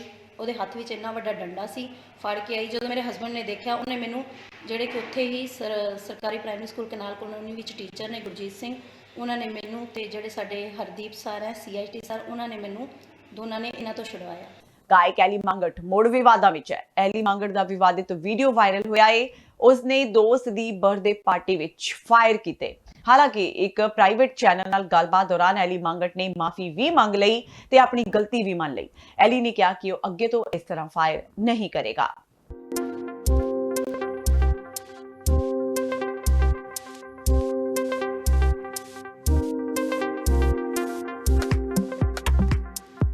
ਲੁਧਿਆਣਾ ਪੁਲਿਸ ਨੇ 12 ਕਰੋੜ ਦੀ ਹੈਰੋਇਨ ਸਮੇਤ 2 ਮੁਲਜ਼ਮਾਂ ਨੂੰ ਕਾਬੂ ਕਰਨ ਦਾ ਦਾਅਵਾ ਕੀਤਾ ਹੈ। ਲੁਧਿਆਣਾ ਪੁਲਿਸ ਮੁਤਾਬਕ ਕਾਬੂ ਕੀਤੇ ਮੁਲਜ਼ਮਾਂ ਦੀ ਪਛਾਣ ਸੁੰਦਰ ਨਗਰ ਦੇ ਵਾਸੀ ਅਭਿਸ਼ੇਕ ਜੈਨ ਉਰਫ ਲੱਕੀ ਤੇ ਨਿਊ ਕੁੰਦਨਪੁਰੀ ਦੇ ਰਹਿਣ ਵਾਲੇ ਸ਼ੁਭਮ ਉਰਫ ਬੰਬ ਵਜੋਂ ਹੋਈ ਹੈ। ਇੱਕ ਪ੍ਰੈਸ ਕਾਨਫਰੰਸ ਨੂੰ ਸੰਬੋਧਨ ਕਰਦਿਆਂ ਪੁਲਿਸ ਕਮਿਸ਼ਨਰ ਰਾਕੇਸ਼ ਅਗਰਵਾਲ ਨੇ ਦੱਸਿਆ ਕਿ ਪੁਲਿਸ ਪਾਰਟੀ ਨੂੰ ਜਾਣਕਾਰੀ ਮਿਲੀ ਕਿ ਦੋਵੇਂ ਮੁਲਜ਼ਮ ਹੈਰੋਇਨ ਦੀ ਤਸਕਰੀ ਕਰਦੇ ਨੇ ਤੇ ਇਸ ਵੇਲੇ ਵੀ ਹੈਰੋਇਨ ਵੱਡੀ ਮਾਤਰਾ ਵਿੱਚ ਲੈ ਕੇ ਲੁਧਿਆਣਾ ਆ ਰਹੇ ਨੇ। ਸੂਚਨਾ ਤੋਂ ਬਾਅਦ ਪੁਲਿਸ ਨੇ ਕੁੰਦਨਪੁਰੀ ਇਲਾਕੇ ਵਿੱਚ ਨਾਕੇਬੰਦੀ ਕਰ ਦੋਵਾਂ ਨੌਜਵਾਨਾਂ ਨੂੰ ਕਾਬੂ ਕੀਤਾ ਤੇ ਜਦੋਂ ਇਹਨਾਂ ਦੀ ਸਵਿਫਟ ਕਾਰ ਦੀ ਤਲਾਸ਼ੀ ਲਈ ਗਈ ਤਾਂ ਕਾਰ ਵਿੱਚੋਂ 2 ਕਿਲੋ 400 ਗ੍ਰਾਮ ਹੈਰੋਇਨ ਬਰਾਮਦ ਹੋਈ। ਪੁਲਿਸ ਨੇ ਦੋਵਾਂ ਮੁਲਜ਼ਮਾਂ ਖਿਲਾਫ NDPC ਐਕਟ ਤਹਿਤ ਮਾਮਲਾ ਦਰਜ ਕਰ ਤਫਤੀਸ਼ शुरू कर दी है। लुधियाना पुलिस ने और काउंटर इंटेलिजेंस की टीम ने जॉइंट ऑपरेशन में एक बहुत बड़ी सफलता हासिल की है, जिसमें कि 2 किलो 400 ग्राम हीरोइन आज लुधियाना से बरामद की है और 2 मुलजिमों को गिरफ्तार किया है।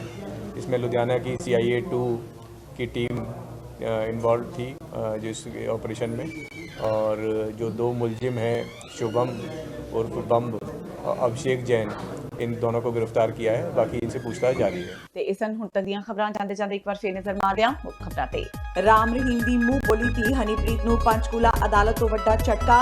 ਅਦਾਲਤ ਨੇ ਹਨੀਪ੍ਰੀਤ ਖਿਲਾਫ ਹਿੰਸਾ ਭੜਕਾਉਣ ਦੇ ਮਾਮਲੇ ਵਿੱਚ ਦੋਸ਼ ਕੀਤੇ ਤੈਅ। ਜਲਦੀ ਹੀ ਸੁਣਾਈ ਜਾ ਸਕਦੀ ਹੈ ਸਜ਼ਾ। ਗੁਰਦਾਸਪੁਰ ਜ਼ਿਲ੍ਹੇ ਦੇ ਸਾਬਕਾ ਅਕਾਲੀ ਸਰਪੰਚ ਦਲਬੀਰ ਸਿੰਘ ਢਿਲਵਾਂ ਦੀ ਮੌਤ ਦਾ ਮਾਮਲਾ ਭਖਿਆ। ਸਾਬਕਾ ਮੰਤਰੀ ਬਿਕਰਮ ਸਿੰਘ ਮਜੀਠੀਆ ਪੁੱਜੇ ਪੀੜਤ ਪਰਿਵਾਰ ਦੇ ਘਰ। ਕਾਂਗਰਸ ਤੇ ਲਗਾਏ ਦੋਸ਼, ਸਿਆਸੀ ਰੰਜਿਸ਼ ਨੂੰ ਦੱਸਿਆ ਕਾਰਨ। ਗੁਰਦੁਆਰਾ ਸ਼੍ਰੀ ਭੋਰਾ ਸਾਹਿਬ ਦੀ ਹਦੂਦ ਅੰਦਰ ਇੱਕ ਲੜਕੇ ਦੀ ਕੁੱਟਮਾਰ ਕਰਨ ਦੇ ਮਾਮਲੇ ਵਿੱਚ ਪੁਲਿਸ ਨੇ ਕੀਤੀ ਕਾਰਵਾਈ। ਕੁੱਟਮਾਰ ਕਰਨ ਵਾਲੇ ਈਸ਼ਵਰ ਸਿੰਘ ਸਮੇਤ 3 ਲੋਕਾਂ ਖਿਲਾਫ ਦਰਜ ਕੀਤਾ ਪਰਚਾ, ਪਰ ਕਿਸੇ ਦੀ ਨਹੀਂ ਕੀਤੀ ਗ੍ਰਿਫਤਾਰੀ। ਗਿਆਨੀ ਹਰਪ੍ਰੀਤ ਸਿੰਘ ਨੇ ਵੀ ਘਟਨਾ ਤੇ ਜ਼ਾਹਿਰ ਕੀਤਾ ਅਫਸੋਸ। ਖੁਸ਼ਹਾਲ ਮੰਨੇ ਜਾਂਦੇ ਪੰਜਾਬ ਵਿੱਚ ਆਰਥਿਕ ਤੰਗੀ ਕਰਕੇ ਖੁਦਕੁਸ਼ੀਆਂ ਦਾ ਦੌਰ ਜਾਰੀ। ਕਰਜ਼ੇ ਤੋਂ ਪਰੇਸ਼ਾਨ ਪਿਓ ਪੁੱਤਰ ਨੇ ਸਲਫਾਸ ਖਾ ਕੇ ਕੀਤੀ ਜੀਵਨ ਲੀਲਾ ਸਮਾਪਤ। ਘਟਨਾ ਬਟਾਲਾ ਨੇੜਲੇ ਪਿੰਡ ਗੁਜਰਪੁਰਾ ਦੀ। ਤੇ ਪੰਜਾਬੀ ਵਿਦਿਆਰਥੀਆਂ ਦੀ ਹੁਲੜਬਾਜ਼ੀ ਤੇ ਕੈਨੇਡਾ ਸਰਕਾਰ ਸਖਤ। 3 ਪੰਜਾਬੀ ਨੌਜਵਾਨਾਂ ਨੂੰ ਕੀਤਾ ਡਿਪੋਰਟ। ਅਗਸਤ ਮਹੀਨੇ ਦੌਰਾਨ ਬ੍ਰਿਟਿਸ਼ ਕੋਲੰਬੀਆ ਵਿੱਚ ਸ਼ਾਪਿੰਗ ਮਾਲ ਵਿੱਚ ਹੋਈ ਸੀ ਝੜਪ। ਇਸ ਦੇ ਨਾਲ ਹੀ TV 84 ਦਾ ਖਬਰਾਂ ਦਾ ਬੁਲੇਟਿਨ ਖਤਮ ਹੁੰਦਾ ਹੈ। ਮੈਨੂੰ ਹਰਪ੍ਰੀਤ ਕੌਰ ਨੂੰ ਦਿਓ ਇਜਾਜ਼ਤ। ਸਤਿ ਸ਼੍ਰੀ ਅਕਾਲ।